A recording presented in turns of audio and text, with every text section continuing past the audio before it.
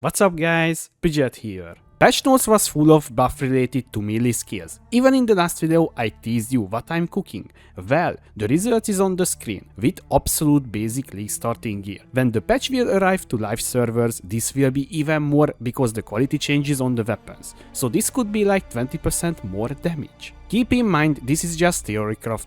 I could be wrong on the numbers you're seeing here, because there are many custom modifiers in this POB.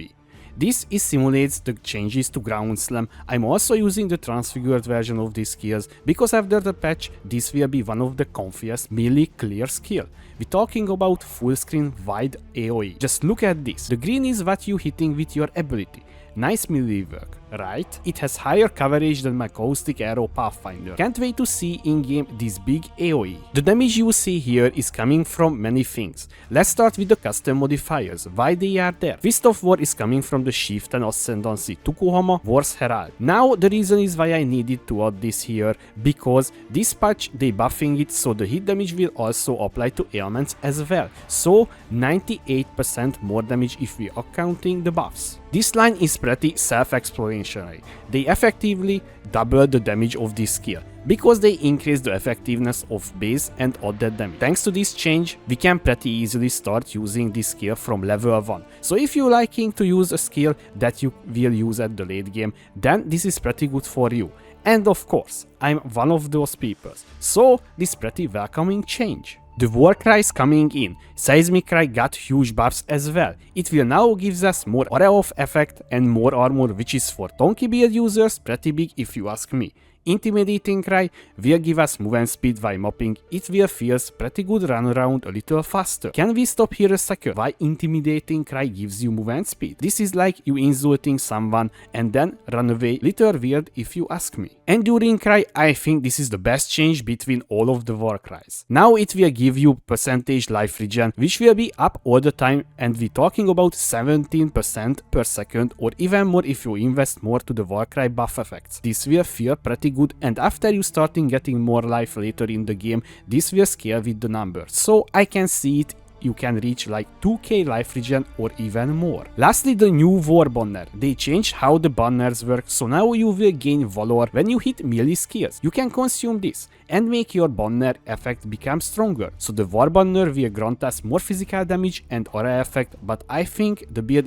already has pretty huge area of effect and you will only press this button on boss fights. They changed the increased duration gem, so now it will grant more skill effect duration. We will use these gems to our war cries last much longer, so we can eliminate the piano playstyle. If you played back in the day slam skills, you know it was very painful to just press your war cries pretty often. We're talking about like every 2 seconds or little more. With the rework war cries, you don't need to press too many times. For example, Intimidating Cry has now 12-second duration with a 0.28 cast time, which is pretty fast. Even on maps, I don't think you really need to press all the war cries, just only like the Enduring Cry, that's pretty long duration as well. Or just only on the map boss, but with better gear you will just delete the map boss anyway. So this quote-unquote piano playstyle is just for the harder boss fights. I want to talk about why I'm not using wrist lattice coil and volatility support. First, you need to know how is the bleed damage and DPS is working.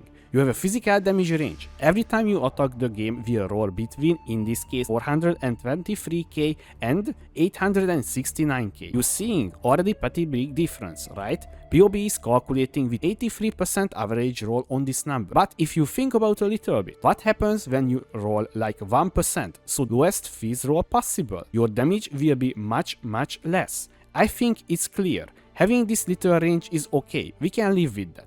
Let's add wrist lattice coil and volatility support. Both is much better in terms of POB DPS. Now the damage range 66k to 1.4 million. Pretty big top increase and super low bottom end number. Now let's see what happens when you roll, which is by the way will happen almost 30% of the time. You will hit like 66k physical damage. Now if we comparing this number to the 423k, you will deal 7 times less damage if you low roll. Before you saying now do the high roll as well. You need to keep in mind, you have to fish for the correct roll, and the Fist of War cooldown, which is by the way 1.8 second, and make the enemy aggravated. This is the new stat that makes the enemy like moving when they stand still. We have for this one 45% chance to happen, so you need to pretty good luck to high roll on everything, and then maybe you will do more damage with this setup. So I think this is for now better to run without these two things, but as always it's up to you, but prepared to be disappointed. So the damage is there, we have pretty good uptime and huge AoE, so the clear is also pretty good. The only thing is left, that's how we scale the defensive layers. Suppression is important for almost any build, so we can't leave that from the defensive layers. At league start, even of the first day of the league, you can reach 100% suppression, and you also have a little moving space on the tree because you near many good suppression nodes. So if you can't find gear with it, you can just use these little points here. Because we play in Chieftain, we can cap our resistance easily. You need to just stack fire resistance and you will be golden.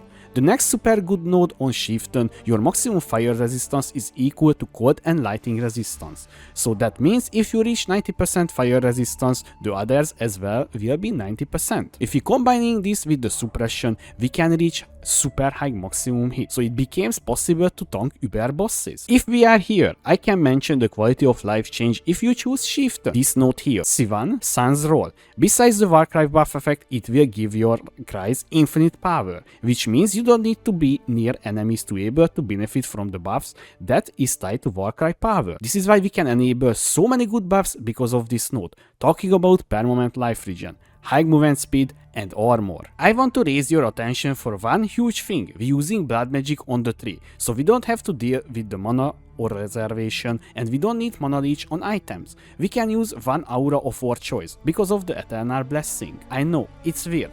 Don't use more auras, but this is pretty unique approach for this build. I think the last time when I used this keystone was back in Sanctum League or Crucible. I'm pretty happy about this. We can reach 5.7k life and pretty impressive max hit numbers without taking anything. Right now Molten Shell is also disabled, but if I enable and the flask or numbers is skyrocketing. The following days I will make a leveling POB as well and put up a video as a league starter. Even I think about starting with this. The build is looking pretty promising. I did not POB the high endgame version, but I think we can reach pretty good numbers with investment.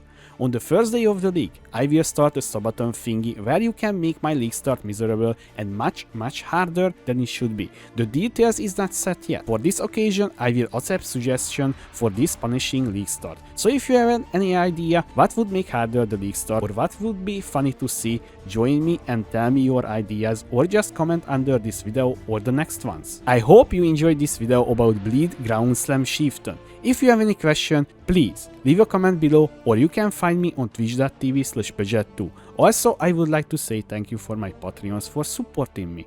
Thanks again guys. Thanks for watching, I was Peugeot, see you next time.